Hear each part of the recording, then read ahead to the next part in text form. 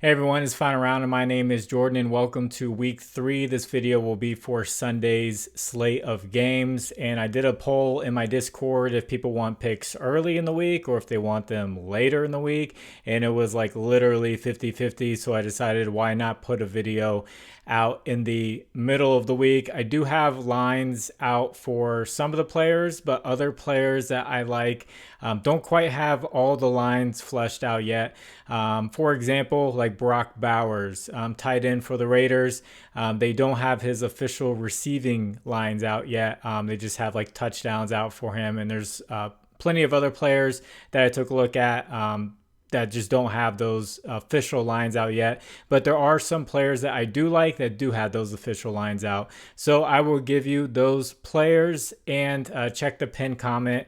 I'll be looking, throughout the week to see if I can find something else that I like, and I'll throw it in that pinned comment. And please bear with me. I just had to get a brand new notebook. I've gone through like 4 of these things now doing this channel, and my write-ups used to be like 3 or 4 lines, and now I write up like a whole page, like a half a page to a whole page for a player.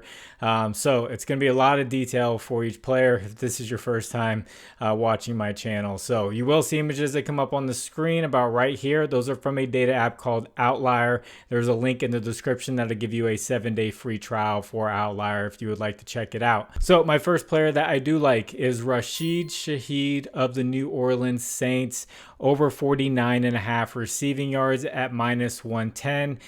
Carr has looked great. The Saints have looked great this season. One of the shockers coming into the year. And Rashid Shaheed kind of blew up last year, where he's just one of those deep threats that if you had him like in fantasy, he could just pop off one week and win you a fantasy game. So for weeks 1 and 2, he has been absolutely great. Carr has played great. Week 1, he started off the year against the Panthers. Pretty bad defense there, so you would hope that he'd go off. So he ended up with 73 yards, and he had a long of 59 yards. And then week 2 goes up against the Cowboys. All right, we got a tougher matchup here. 96 yards with a long of 70. So Rashid Shaheed is definitely that deep threat. So let's get into some details. He has Chris Olave as the #1 option, he played at Ohio State. I'm an Ohio State fan. Chris Olave is an elite route runner. He can find the open spots in the defense, so he draws a lot of attention to himself. And then you have Alvin Kamara, who blew up last game with rushing touchdowns, receiving touchdowns. They run the ball more than they throw the ball, but with Rashid Shaheed, he just needs one big one, and he can hit this line for over 49.5 receiving yards. I also do like his longest reception. That's at 21.5 yards, and that's at -120. So I'm just pointing out the 49.5 yards because I think he can hit that in one catch. That's at -110. So I do like both of these plays. One's just -110, one's -120. So he'll be going up against the Eagles at home in a dome, so we don't have to worry about any bad weather or anything like that. And the Eagles, they haven't started out so great this year defensively. They're giving up the 5th most passing yards a game to teams. And PFF, their prediction on the Eagles secondary had them ranked 24th coming into the year. So it's kind of showing. And I'm going to keep referring to the PFF rankings until we get just a little bit further into the season, and then we can go off current rankings.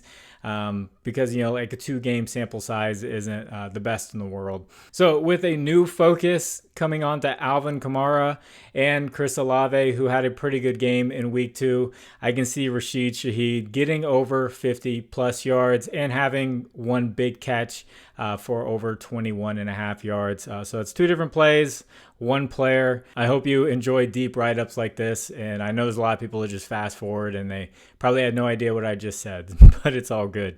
So if you are watching right now and you haven't fast forwarded through, could you please like the video? And if you haven't, please subscribe to the channel. If you have a little bit of extra time, could you just leave a comment You just put a number. You could put the number 8 if you want to. And if you haven't noticed, I've been counting up ever since I started asking for the numbers. And also, if you'd like to check out a new sports book, check out Bet365. I have a link in the description. I'll also put it in that pinned comment. Bet $5 and they will give you $200 in bonus bets, and that's Bet365. Thank you to anyone who uses that link. So this second player, let's do like a copy and paste of Rashid Shaheed. The lines are exactly the same. So I like Jameson Williams of the Detroit Lions over 49.5 receiving yards at -110. And he will be playing against Arizona, who has a dome, retractable roof whenever it's nice out. So it's going to be good weather there as well. So week 1, he had 121 yards receiving with a long of 52. And then week 2, he had 79 yards receiving with a long of 50. Amon-Ra St. Brown started to pop off there in week 2 with 19 targets, which is pretty crazy. So that's why I dropped a little bit, because Amon-Ra St. Brown wasn't really involved in that week 1 game. This Lions passing offense is just starting to heat up a little bit. They came out kind of slow in week 1.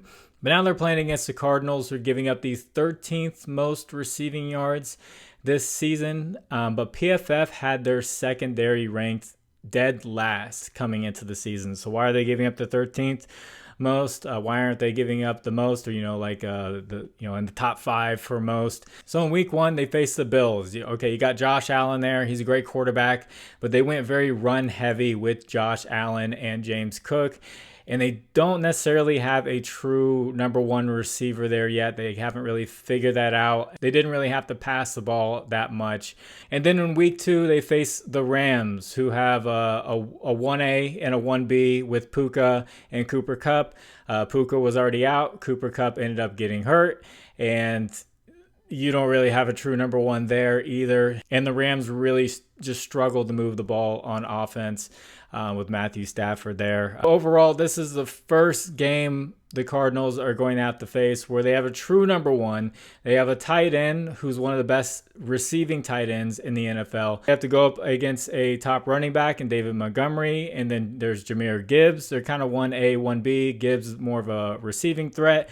They have a lot to worry about. And then you have Jameson Williams here as the number 2 receiver option. And he's just kind of sneaking in those big plays and getting big receiving yards. Amon-Ra St. Brown, he did get a quad contusion in the last game.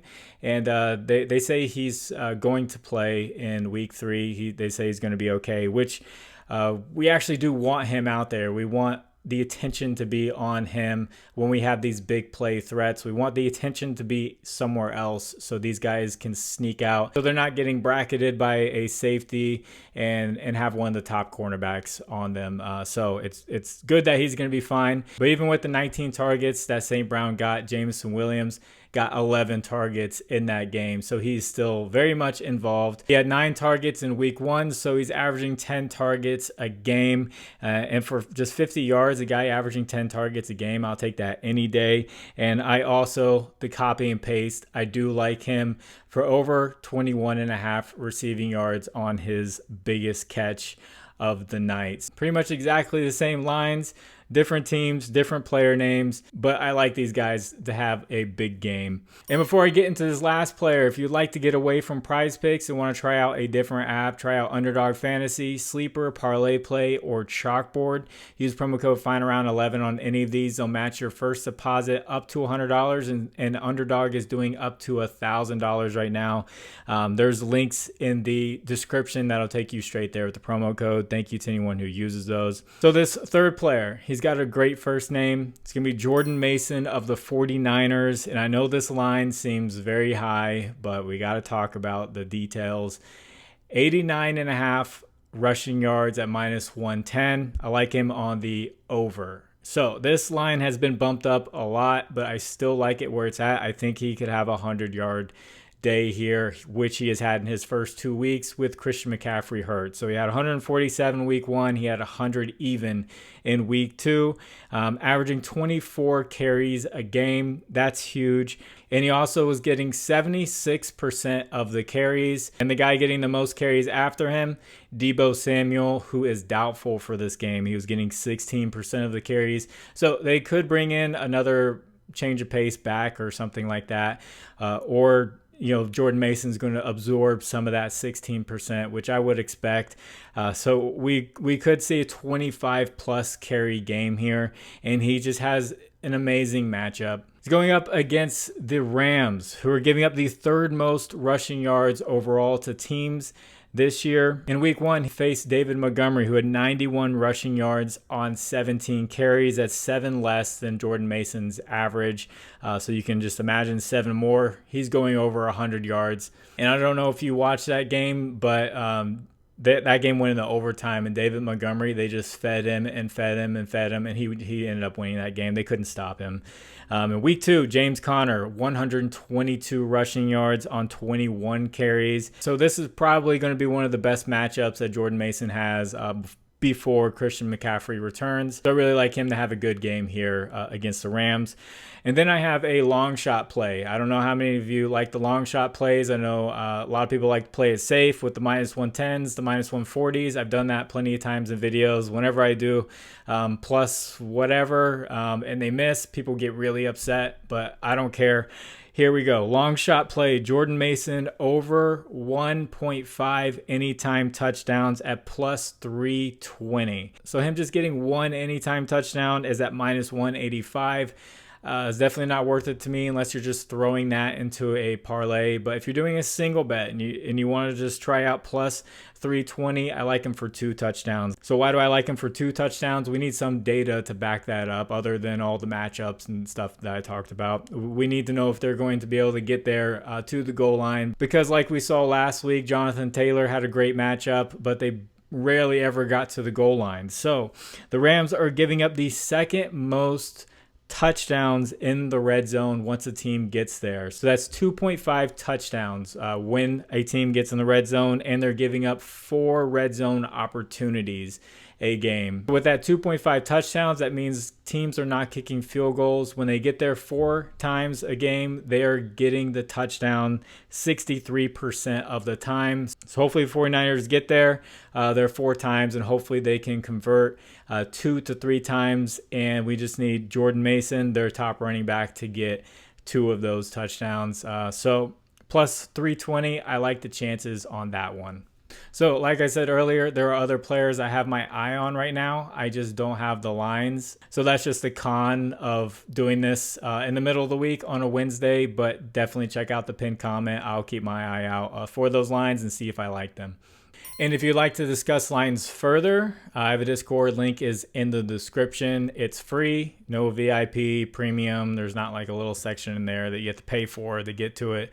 I don't do any of that stuff. It's just a community of people bringing their research all together, asking for opinions on other people's plays, and also, bringing their opinions to other people. And it's a great community. It's been going on for 1.5 years now, going on strong. We have a lot of green nights, and I don't make any money from having the Discord. It's just a great place for people with the same mentality, just trying to make money. So I'd love to see you jump on in there. And as far as the recap goes, I don't have a recap of my Thursday night football game video that I put out because that game happens tomorrow. But as far as the Sunday games went, all the yard ones hit, all the over on the yards hit, but the anytime touchdowns all missed. So it was 4 that went over on the yards and 3 anytime touchdowns that missed. After week 1, there was 5 plays that hit and 1 miss.